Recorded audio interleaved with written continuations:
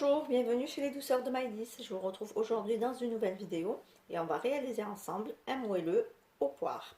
Donc là, pour la recette, il nous faudra 130 g de farine, 75 g de sucre, 75 g de poudre d'amande, 125 g de yaourt nature, 3 œufs, un sachet de sucre vanillé, un sachet de levure chimique, 125 ml d'huile, 100 g de pépites de chocolat et 2 à 3 poires selon leur grosseur. On passe tout de suite à la préparation.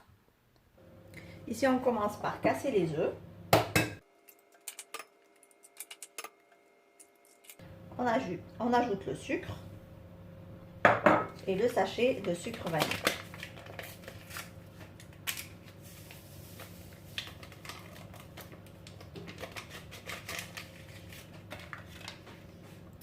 Ici, on va battre donc les œufs avec le sucre jusqu'à ce que le mélange blanchisse et double de volume.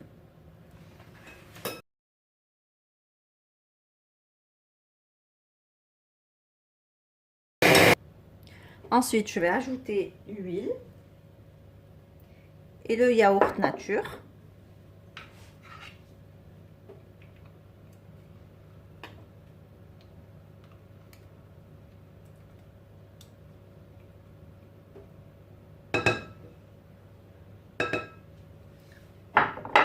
Et on va battre à nouveau pour mélanger tous les ingrédients ensemble.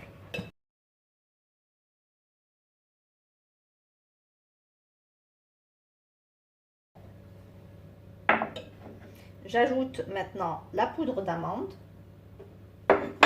et je mélange à nouveau.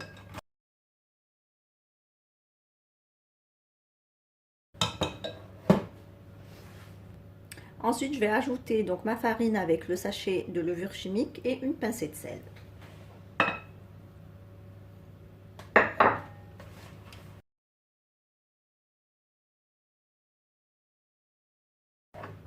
Pour finir, je vais ajouter des pépites de chocolat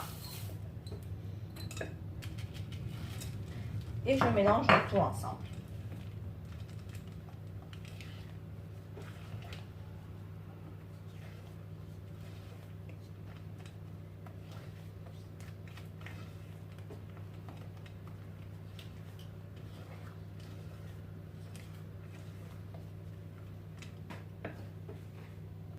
Ici, donc j'ai pris un moule à tarte, donc qui a des bords assez hauts, et donc je l'ai beurré et je vais venir donc verser ma pâte à gâteau à l'intérieur.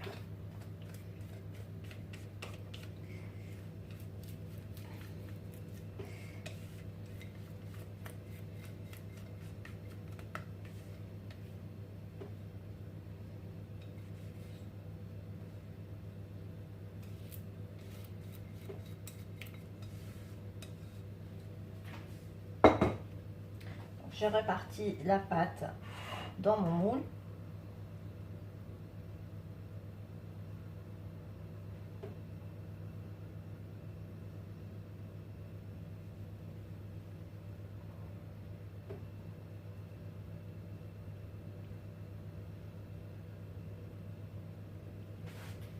Voilà, et à présent, on va s'occuper des poires.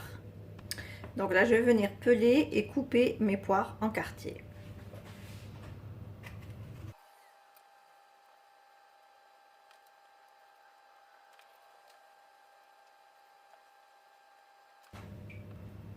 Là, je vais détailler donc mes poires en lamelles assez épaisses.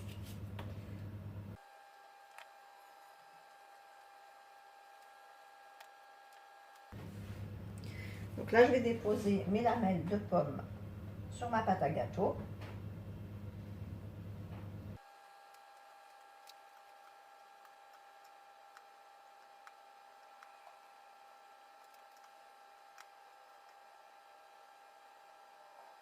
Voilà, donc là je vais enfourner mon gâteau donc à 180 degrés pour une durée entre 25 et 30 minutes. Voici donc mon gâteau après la sortie du four. Donc moi ce que je vais faire, c'est que je vais le badigeonner avec un nappage maison pour lui donner de la brillance. Vous pouvez également passer de la confiture d'abricot par exemple, que vous pouvez légèrement chauffer pour la liquéfier, et ensuite vous pouvez donc badigeonner avec votre gâteau. Si vous utilisez des poires au sirop, vous pouvez conserver le sirop et arroser votre gâteau après la sortie du four aussi. Ou sinon, vous pouvez le laisser tel qu'il est et le saupoudrer d'un petit peu de sucre glace si vous préférez après cuisson.